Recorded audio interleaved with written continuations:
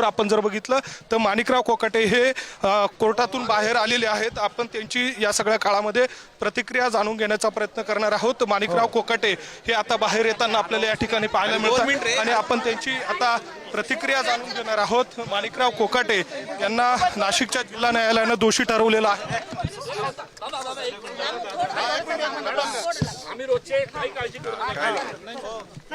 शांत शांत शांततेने घ्या, शांत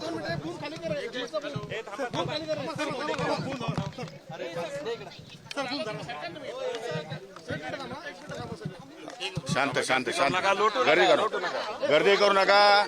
मी सगळ्यांना बॅट देतो, गर्दी करू नका।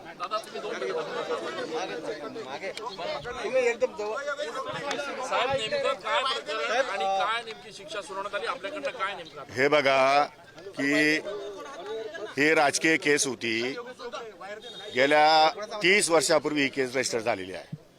त्यावेळेस दिघोळे साहेब राज्यमंत्री होते।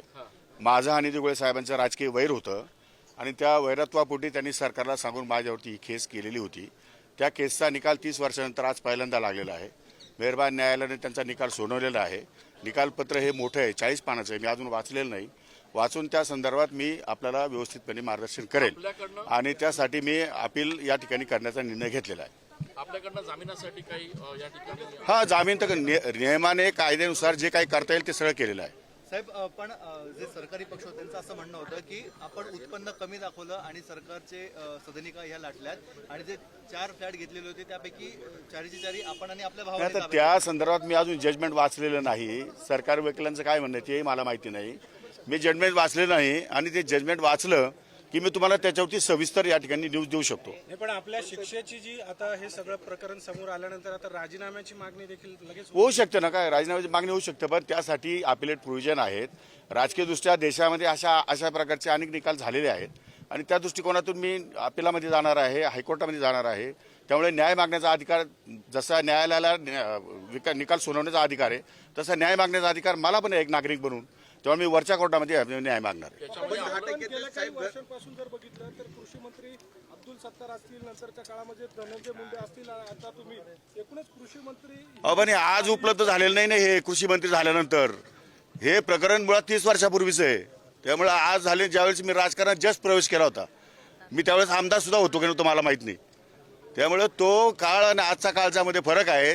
त्याच्यानंतरच्या काळामध्ये दिघोळेंचे माझे संबंध सलोख्याचे पण निर्माण झाले, पण कायदेशीररित्या एखादी केस रजिस्टर झाल्यानंतर जो काही नियम असतो त्या नियमान्वये ती प्रोसेस होत असते। उशिरा प्रोसेस झाली, त्यामुळे आज निकाल लागलेला आहे। आज निकालामध्ये मेहरबान न्यायालयाने जो काही शिक्षा सुनावली त्या संदर्भात मी रितसर या ठिकाणी जामीन घेतलेला आहे आणि आपल्याला या ठिकाणी जाणार आहे। कृषी मंत्री माणिकराव कोकाटे यांनी न्यायालयातून बाहेर येताच ही प्रतिक्रिया दिलेली आहे। त्यांनी प्रतिक्रियेमध्ये काय म्हटलं तर माझ्या राजीनाम्याची मागणी होऊ शकते असं कोकाटेंनी म्हटलंय। तर ही केस राजकीय केस होती असंही ते म्हणाले। मला वरच्या न्यायालयात जाण्याचा अधिकार आहे, मी वरच्या न्यायालयात जाणार अशी सुद्धा भूमिका आता कृषी मंत्री माणिकराव कोकाटे यांनी स्पष्ट केलेली आहे। दिघोळेंशी माझं राजकीय वैर होतं आणि त्यातून त्यांनी केस केली। दिघोळे हे माजी राज्यमंत्री, माजी राज्यमंत्री आणि सोबतच माजी आमदार होते। 1995 साली झालेल्या या सगळ्या प्रकरणातून 1997 पासून ही केस सुरू होती आणि दिघोळेंनी राजकीय वैरातून माझ्यावर केस केली असं माणिकराव कोकाटे यांचं म्हणणं आहे।